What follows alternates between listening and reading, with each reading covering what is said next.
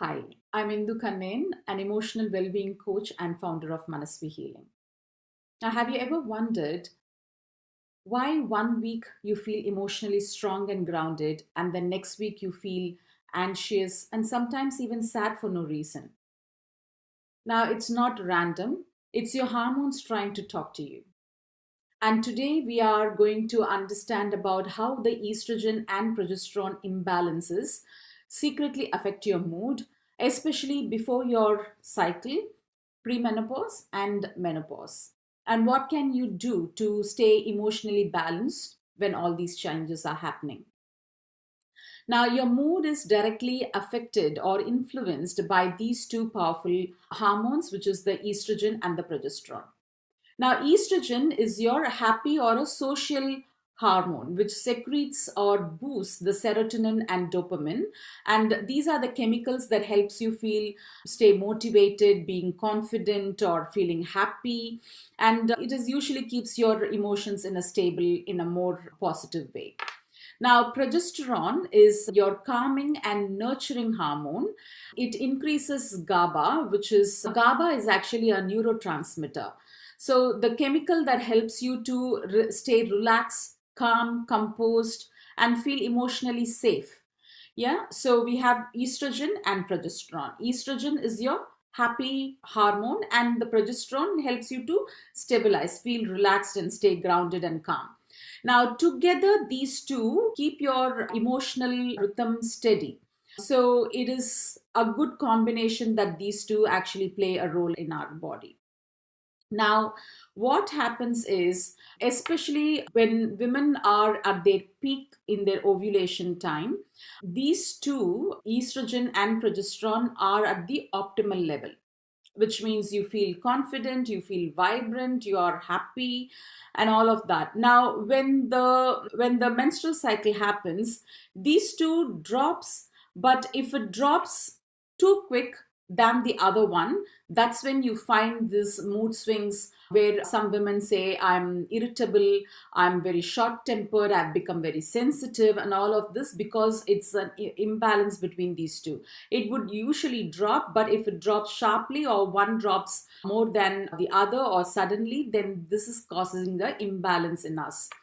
Now, and so it's not you, it's actually the hormone that does these things. So now, what happens during the premenopause is it is really unstable. Both these hormones are really unstable, and that's why you feel sometimes you're not able to sleep properly, you're not able to focus, you're feeling that brain fog. All these changes happens because of this.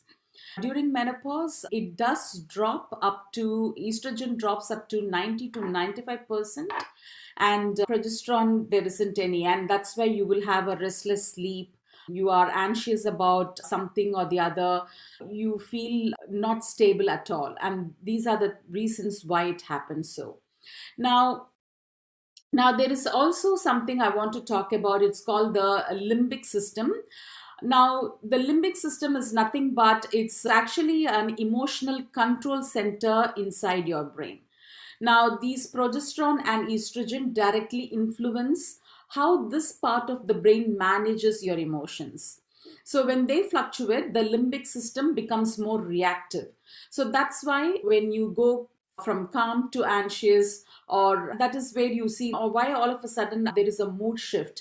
I'm like, I was calm, but then you feel sometimes you're anxious, and all these things can happen in a day itself. You were joyful in the morning, and sometimes you feel very sad or you want to cry in some of those stages during the day. And it's because of these changes that's happening inside you, the hormones that happens. Now, off late, we have been talking a lot about hormone replacement therapy, which is otherwise called HRT.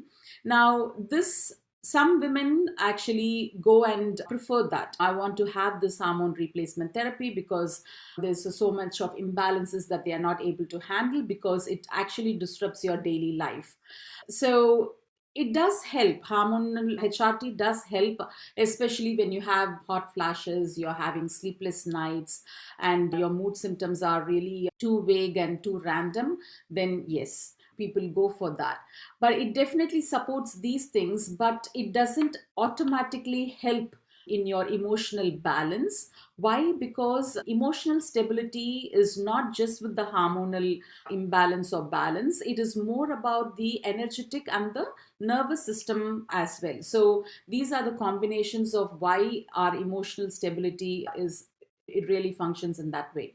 So if stress, trauma, or old emotional patterns are still stored in your body, even if you have estrogen really secreting well, it wouldn't give you that peace, right? Understanding and distinguishing between what are the things that actually hormones play and what are all the stored emotional baggage that we have is very important.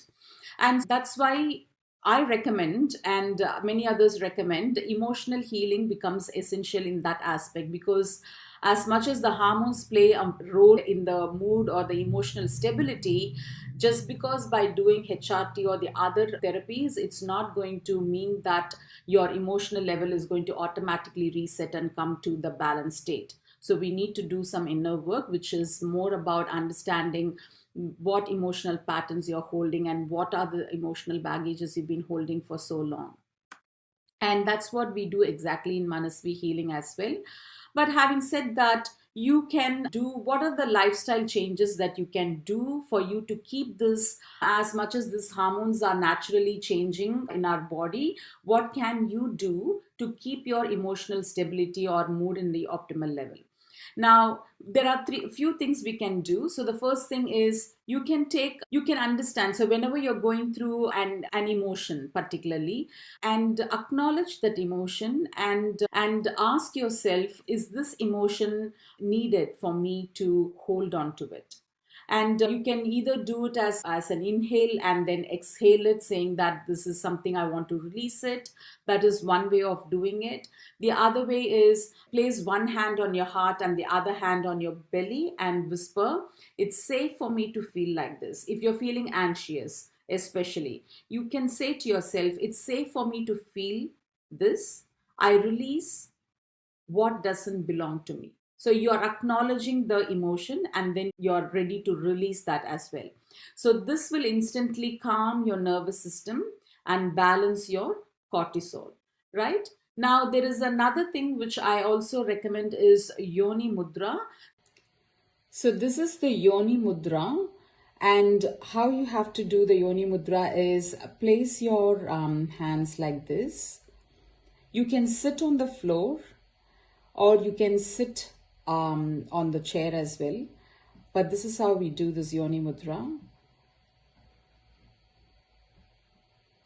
The index finger on the top and all other fingers folded like this, and then it's just pointed. Now, the ideal time for doing this Yoni Mudra is during the day between 6 and 8 a.m. And if you're a beginner to do this, probably start by doing for 2 minutes and then gradually increase.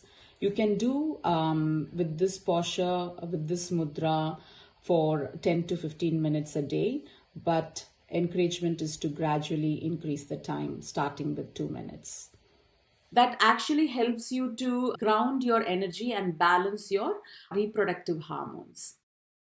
And this is how we do it. And then you can also nourish your body by adding chia seeds and flax seeds, walnuts. These are all having omega 3, which helps in boosting the serotonin, which is otherwise the happy hormones, where it will help you to feel good about it, feel good, happy chemicals, right? Serotonin. And magnesium is very important for women. Magnesium rich foods like spinach, pumpkin seeds, avocado, that reduces your anxiety.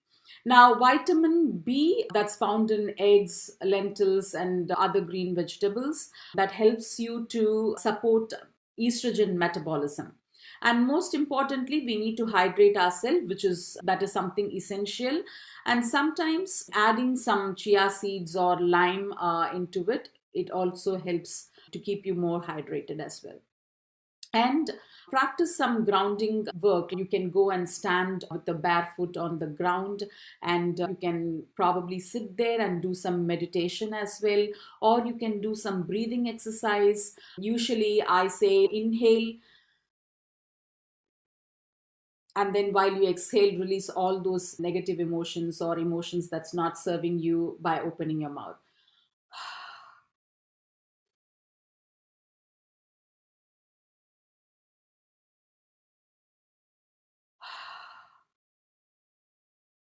Like this, and do as many times as you can until you feel calm and grounded.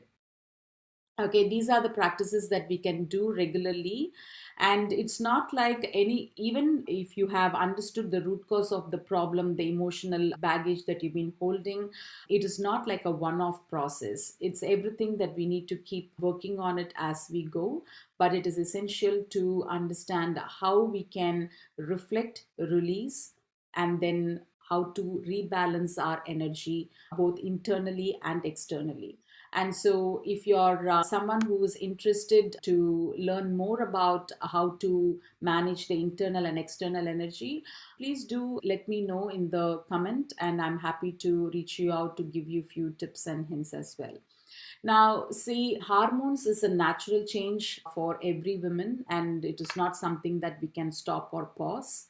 But having said that, by introducing some regular practices and understanding about how these two hormones play a role and impact in our emotional well-being, then we can work through on how we can manage ourselves, whether to doing some sort of grounding practice or eating the healthy food and changing a little bit of our lifestyle.